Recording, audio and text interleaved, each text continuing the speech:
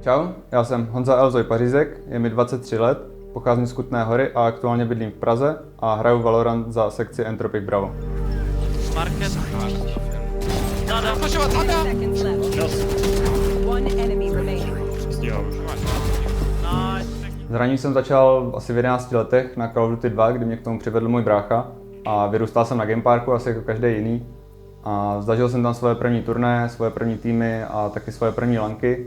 A vydrželo mi to v podstatě asi 10 let, byla to moje srdcovka a ještě minulý rok jsem byl na nějakém turnaji tady v Praze. A potom v roce 2016 jsem přesedlal na Overwatch, který jsem hrál asi půl roku a podařilo se mi vyhrát mistrovství České republiky za eSubu. A potom od roku 2017-18 jsem začal hrát PUBG, které jsem hrál asi 2,5 roku. Zúčastnil jsem se 2 mistrovství České republiky, jednoho mistrovství Slovenské republiky a taky jsem se díky tomu podíval do Ameriky na turnaj. Poslední půl rok se naplno věnuji Valorantu a Valorant jsem si vybral, protože CS:ko se mi vždycky strašně líbilo, ale přišlo mi, že mi tam jako ujel trochu vlak, takže tady tohle byla taková nová šance.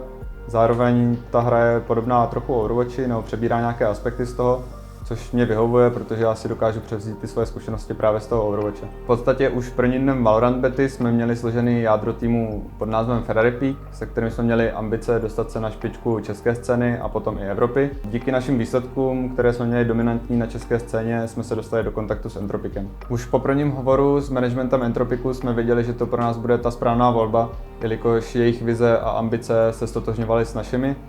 A díky vlastně jejich podpoře teďka můžeme posouvat dál a můžeme se dostat na tu špičku Evropy.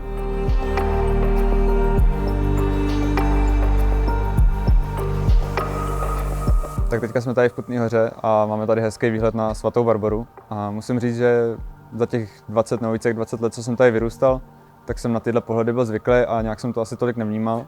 Ale teďka, když už jsem nějaký ten měsíc v Praze, tak tyhle výhledy na Kutnou Horu vidím jen jednou za čas. A musím říct, že člověk to o dost víc ocení, když to nevidí to tak často.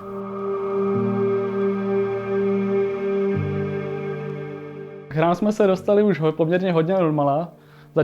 Já jsem teda začínal hodně na strategiích, potom jsme přešli i na Call of Duty a tak dále.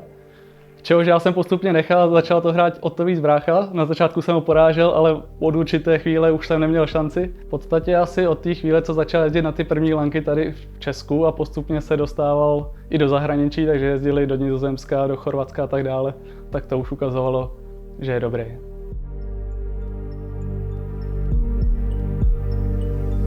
Už od dětství jsem měl strašně velkou zálibu k motorkám a byl to takový můj dětský sen si jednou tu motorku pořídit. A asi konečně před 2 rokama jsem se k tomu odhodlal a udělal jsem si řidičák a pořídil jsem si právě tuhle svoji první motorku. Je to Yamaha FZ6N, 600 35 kW a pro mě je to skvělé odreagování.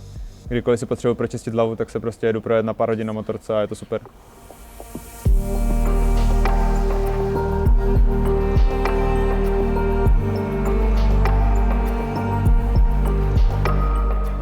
My jsme se s Honzou potkali přes nějaký společný známý, když jsme hráli pro zábavu Call of Duty 4, kde jsme hráli různý mixy a sabotáže. A to bylo někdy v roce 2010 a nebo 11 a potom jsme vlastně spolu začali hrát i COD 2, nějaký Clan Base a podobné věci, co se tehdy hrávaly. Vzhledem k tomu, jak dlouho Honzu znám a jak dlouho vím, že jeho sen byl stát se pro gamerem a dostat za to peníze, tak ho sleduju i teďka, co už spolu nehrajeme. A sleduju právě i Entropic Valorant, nějaký výsledky, koukám na Instagram a podobně, takže já mu to teďka fandím a jsem moc rád, že se mu to konečně povedlo, že se mu daří.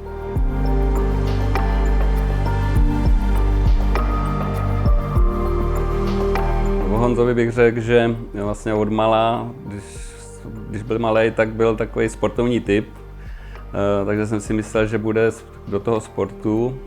Nicméně samozřejmě potom s tou dobou, kdy si sednul k počítači, tak se začal teda hodně času už věnovat těm zálibám v těch hraní těch her, takže postupně nějaký jiný další koníčky šly stranou a Honza se věnoval teda hlavně tomuhle, takže z toho potom byly i nějaký mezi námi dohady o tom, kolik času na tom může trávit a jak by se měl i věnovat škole. Ale myslím, že to bylo nakonec v rozumné míře, takže nebyly mezi námi potom zase tak nějaký velký konflikty nebo dohady a celkem jsme to spolu nějak tak zvládali. Podporujeme Honzu ve hraní, držíme mu palce a doufáme, že se mu splní ten jeho sen, že v této hře se dostane minimálně do evropské špičky, pokud možno i světový.